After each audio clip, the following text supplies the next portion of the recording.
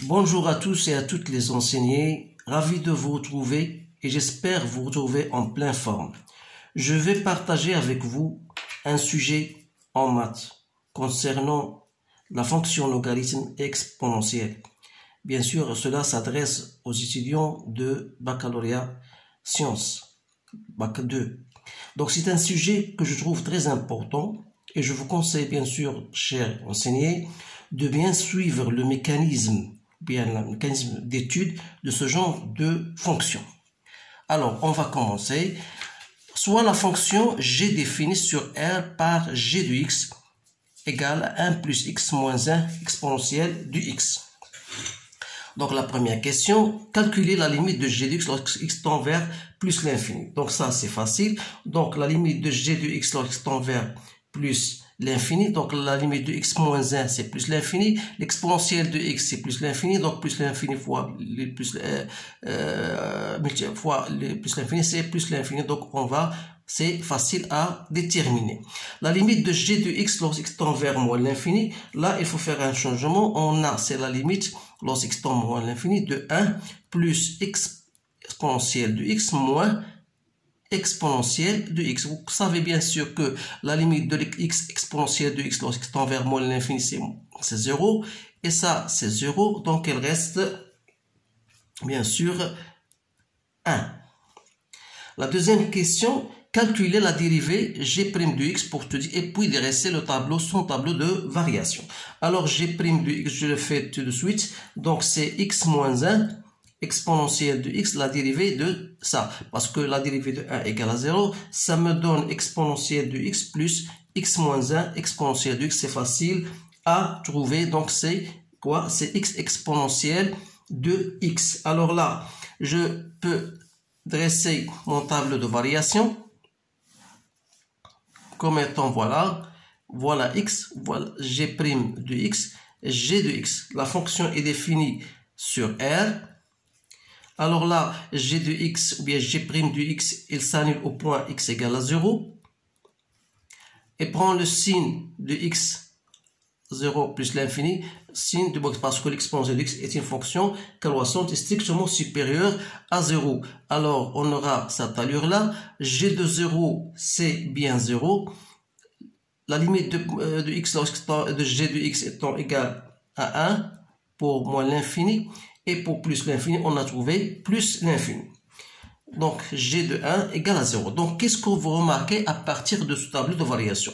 Bien sûr que lorsque x appartient à moins l'infini 0, on va remarquer que g de x, ça tend vers 0, mais reste toujours strictement supérieur à 0. Ça veut dire que la valeur 0 est un minimum. Donc, qu'est-ce qu'on va dire? Donc, quel que soit x appartenant à moins l'infini 0, on a g de x est toujours supérieur strictement à 0, c'est-à-dire à g de 0, c'est-à-dire que g de x est strictement supérieur à 0, parce que 0 n'est pas inclus dans cet intervalle.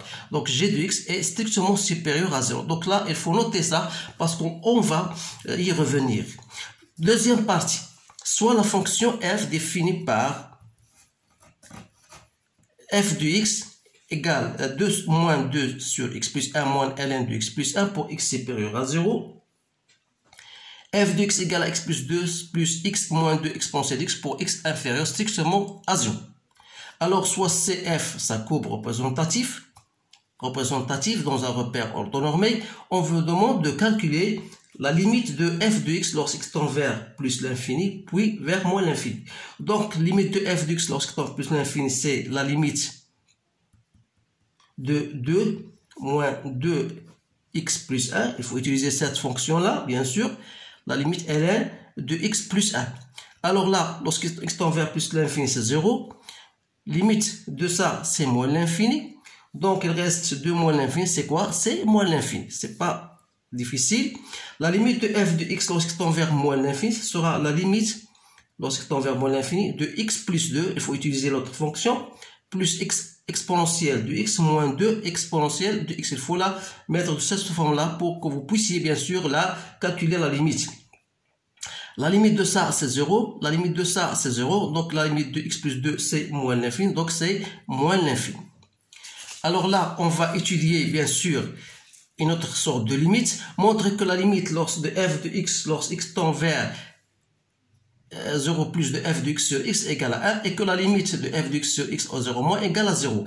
Et interpréter géométriquement les résultats. Alors là, il faut remarquer bien que f de x sur x, lorsque x tend vers 0 plus, on va étudier d'abord celle-ci, donc x strictement supérieur à 0. Ce n'est autre que f de x moins f de 0 sur x moins 0. Alors là, c'est quoi? Lorsque x appartenant supérieur à moins 0 sera la limite de quoi? Ça, on aura 2 moins 2 sur x plus 1 moins ln de x plus 1 sur x. Alors là, je dois effectuer, je mettre au même dénominateur, c'est-à-dire 2x plus 1 moins 2 moins x plus 1 ln de x plus 1. C'est bien ça. Sur x plus 1. J'ai fait ABC, c'est x plus 1, ça devient au dénominateur. Donc, c'est 2x moins x plus 1, donc ça me donne 2x, plus 2 moins 2 c'est 0, donc ça reste 2x moins x plus 1, ln de x plus 1, le tout sur x plus 1. Ou autre chose, je peux, comme l'écrire de cette manière-là, x plus 1 moins ln de x plus 1 sur x. Voilà, j'ai simplifié x plus 1, donc il reste là. Alors là, donc la limite de f de x sur x lorsque x tend vers 0 plus, pardon, la limite de ça, c'est 2. La limite de x, ln de x plus 1 sur x, vous le connaissez, c'est quelque chose de standard, donc c'est 1. Donc 2 moins 1, c'est combien? C'est 1. Donc qu'est-ce qu'on va dire dans ce cas-là? Que c'est que f est dérivable à droite de 0 et c de f admet une tangente d'équation, bien sûr, y égale à x. Voilà l'équation de la tangente au point 0 à droite. Pour maintenant, pour la valeur 0, donc si x est inférieur à 0, donc f de x sur x, lorsque x tend vers 0 moins, on devra prendre l'autre fonction, c'est-à-dire x plus 2 plus x moins 2 sur, voilà, l'exponentielle de x, à ne pas oublier, sur x. Donc ça va vous donner x plus 2 plus x exponentielle de x moins 2 exponentielle de x sur x, c'est-à-dire x en facteur de l'exponentielle de x plus 1 moins 2 exponentielle de x moins 1 sur x. Alors là, ça va me donner exponentielle de x plus 1, je simplifie par x, il reste moins 2 exponentielle de x moins 1 sur x. Alors là, je peux déterminer alors la limite de f de x sur x lorsque x tend vers 0 moins. Comme étant la limite, je remplace x par 0, ça me donne 2, moins la limite, lorsque x tend vers 0 moins, de 2 exponentielle de x moins 1 sur x. Alors là, vous connaissez que la limite de l'exponentielle de x moins 1 sur x lorsque x tend vers 0 moins, c'est 1. Donc on aura 2 fois 1, ça fait 2. 2 moins 2, c'est bien 0. Donc là, on va dire que la fonction f est dérivable à gauche de 0 et c de f, bien sûr, admet une tangente à gauche de 0 et d'équation y, c'est bien égal à 0. Donc ça veut dire, c'est quoi ça? C'est la dérivée à gauche au point 0. C'est-à-dire on aura une demi-tangente ou bien une tangente horizontale. au point 0. Maintenant, montrer que quel que soit x appartenant à moins l'infini 0, f' de x égale à 0. G de x. Alors, f' de x, donc il faut choisir la fonction qui appartient à cet intervalle là, et on aura la f' de x, c'est 1 plus exponentielle de x plus x moins 2 exponentielle de x, c'est-à-dire c'est 1 plus x moins 1, je fais exponentielle de x en facteur, donc vous allez trouver que c'est bien égal à g de x, et comme ne pas oublier que donc f' de x égale à g de x, et on a dit que g de x est strictement supérieur à 0.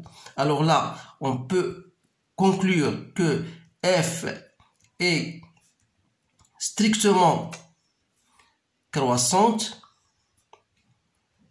sur moins l'infini 0. Deuxièmement, montrer que le signe de f' de x sur 0 plus l'infini est celui de 1 moins x. Donc il faut chercher d'abord la dérivée de f' de x sur cet intervalle qui n'est autre que moins 2 1 sur x plus 1 la dérivée moins ln de x plus 1 sa dérivée. Alors là, j'effectue mon calcul et je trouve que c'est égal à 2 sur x plus 1 au carré moins 1 sur x plus 1, c'est-à-dire n'est autre que 1 moins x sur x plus 1 au carré. Donc, qu'est-ce que vous remarquez bien? Donc, le signe de f' de x est celui de 1 moins x puisque le dénominateur est toujours positif. Alors là, pour dresser le tableau de variation de la fonction f, voilà, nous avons toutes les choses devant nous. Alors là, voilà le tableau de variation. Voilà x, voilà f' de x, voilà f de x. Il est défini sur R. On a, voilà, il est défini pour moins l'infini 0 et pour 0 plus l'infini. Alors, pour il s'aligne au point 1. Alors là, il prend le signe de 1 moins x, donc il va prendre le signe moins ici, signe plus, voilà, signe plus. Alors là, la fonction, on a dit, il est positif, donc il est croissante, bien sûr, ici, il est décroissante. Limite de moins l'infini, c'est moins l'infini, et vous allez prendre f de 1, c'est à peu près 0,3, donc, l'image de 0, c'est bien 0. Limite de moins l'infini, c'est moins l'infini. Donc voilà, vous avez le tableau devant vous. Donc bien sûr là, lorsque la dérivée s'annule au point f', ça veut dire qu'on aura une demi-tangente au point 1 d'image 0,3. Donc voilà pour ce genre de question. Alors là, on va passer à autre question. Montrer que la droite d'équation y égale à x plus 2 est une asymptote oblique au voisinage de plus de moins l'infini. Alors là, qu'est-ce qu'il faut faire pour montrer ça? Il faut alors d'abord chercher d'abord f de x moins x plus 2 qui n'est autre que, alors là on va retrancher x plus 2, il reste x moins 2 exponentielle de x, et par suite la limite de f de x moins x plus 2, ça sera comment? C'est la limite de x exponentielle de x moins 2 exponentielle de x qui est égal à 0. Bien sûr, lorsque x tend vers moins l'infini. Vous le connaissez ça. Alors là, bien sûr, on dit que delta est bien une asymptote oblique au voisinage de moins l'infini pour la courbe C de f. Montrer que ln de x plus 1 sur x égale à ln de x sur x, voilà, plus 1 sur x, ln de 1 plus x, quel que soit x appartenant bien sûr à 0 plus l'infini, puis étudier les branches, étudier la branche infinie de C de f au voisinage de x plus 1. Alors là, je vais faire, voilà, je cherche où je vais écrire, voilà, c'est bien là. Donc, montrer, je laisse, voilà, montrer que ln de x sur x plus 1 égale à ln de x sur... Alors là, je pars à partir de cette expression ln de x plus 1 sur x. Je peux l'écrire de cette manière-là. Je peux mettre x en facteur de 1 plus 1 sur x. Et comme x tend vers plus l'infini, bien sûr, là, plus l'infini, c'est ln de x plus ln de 1 plus 1 sur x, le tout sur x. Donc, ça me donne ln de x sur x plus ln de 1 plus 1 sur x, bien sûr, là, sur x. Alors là, limite, dans ce cas, de f de x sur x lorsque x tend vers plus l'infini, n'est autre que la limite lorsque x tend vers plus l'infini de 2 sur x moins 2 sur x, x plus 1, moins ln de x plus 1 sur x. Alors là, on a bien les limites de ln de x sur x égale à 0 lorsque x tend vers plus l'infini. 1 sur plus l'infini, c'est 0. Et limite de ça, lorsque x tend vers plus l'infini, c'est ln de 1, c'est 0. Donc ça, tout ça, donc ln de x plus 1 sur x, c'est 0. Donc qu'est-ce qu'il va rester? Donc ça, c'est 0. Ça, c'est 0. Donc limite de f de x sur x égale à 0. Donc quelle est l'interprétation, bien sûr, géométrique? On va dire que c de f admet une branche parabolique de direction l'axe des abscisses. Donc il faut bien noter ces choses-là et les retenir parce qu'elles sont très intéressantes pour le traçage de la fonction. Donc maintenant je passe aux cinquième question. Cinquième question, il vous dit montrer que la fonction, montrer que f de x égale à 0 admet une solution unique bêta sur le domaine 3, 4 et on prend celui-ci. Alors là, il y a deux choses ou bien deux conditions à remplir. Premièrement, la fonction f elle est continue sur l'intervalle 0 plus l'infini et en particulier sur l'intervalle qu'on vous donne sur 3, 4. En plus de ça, f est strictement décroissante. En plus de ça, on a f de 3 multiplié par f de 4 négatif d'après leur valeur qu'on vous donne. Alors on dit alors que f de x égale à 0, l'équation, cette équation bien sûr admet une solution unique bêta appartenant à l'intervalle 3, 4. Alors là, il ne reste que tracer et bien sûr la courbe représentative. Donc la courbe représentative, il faut toujours faire appel à ce que vous avez dans le tableau de variation. À ne pas oublier, il faut que vous avez une tangente horizontale. Vous avez bien sûr la fonction, on a dit que la fonction elle est dérivable à droite et dérivable à gauche. Dérivable à droite, elle admet une demi-tangente ou bien une tangente d'équation y égale à x. Voilà 1. Donc y égale à x. Par contre, elle est dérivable à gauche, il admet une tangente horizontale. Pourquoi? Parce qu'on a trouvé f' à gauche de 0 égale à 0. Et vous avez une asymptote oblique d'équation y égale x plus 2.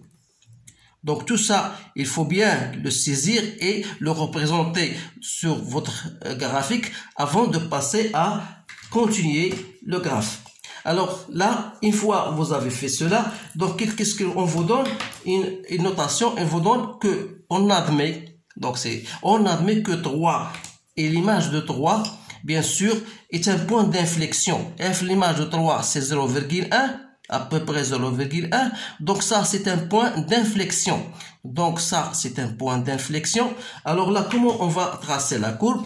Donc on va passer à partir de cette de 0, puisque la fonction elle est continue. Donc il faut saisir, il faut bien sûr s'habituer à faire ce genre de courbe parce que c'est très intéressant. J'utilise bien sûr des couleurs pour que cela puisse paraître plus correcte. Donc voilà 0,1.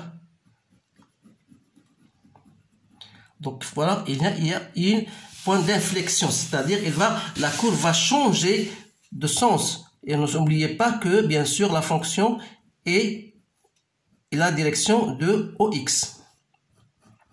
Voilà. Je pense que la courbe elle est plus ou moins bien sûr, parce que si j'ai un papier millimétré, je peux le faire d'une façon autrement plus correcte. Alors là, c'est un point, je dis, c'est un point d'inflexion. La courbe passe entre dans l'intervalle en un point bêta, en compris entre 3 et 4.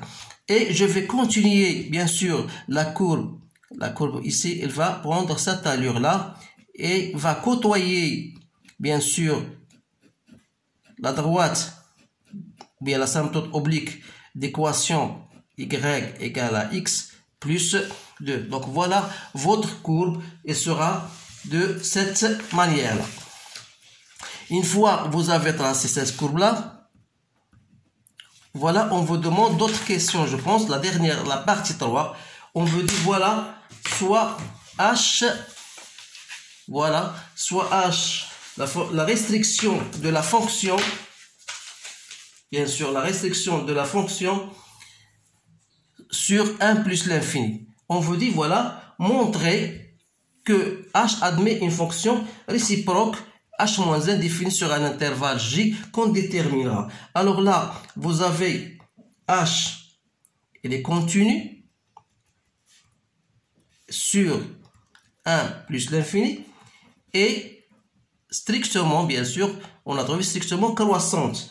Et alors là, on dit que h admet une fonction réciproque définie sur h-1 définie sur l'intervalle j qui n'est autre que f 1 plus l'infini. Alors là, comme la fonction est décroissante, vous devez faire attention, c'est la limite de f lorsque x tend vers moins l'infini et f de 1, c'est-à-dire moins l'infini, la valeur 0,3. Voilà l'intervalle j. La deuxième question est la dernière. Trouver ou bien calculer h-1' de 0. Par définition, vous savez que h-1' de n'importe quelle valeur x0, il faut bien la prendre, c'est h' de h-1 de x0. Alors là, vous connaissez, on a déjà dit que h de bêta égale à 0. Ça veut dire que h-1 de 0 n'est autre que bêta. Et par suite, h-1' de 0, c'est 1 sur h' de bêta. Donc, il suffit de chercher h' de bêta, c'est 1 sur 1 moins bêta sur 1 plus bêta au carré. C'est-à-dire que h-1' de 0 égale à 1 plus bêta au carré sur 1 moins bêta.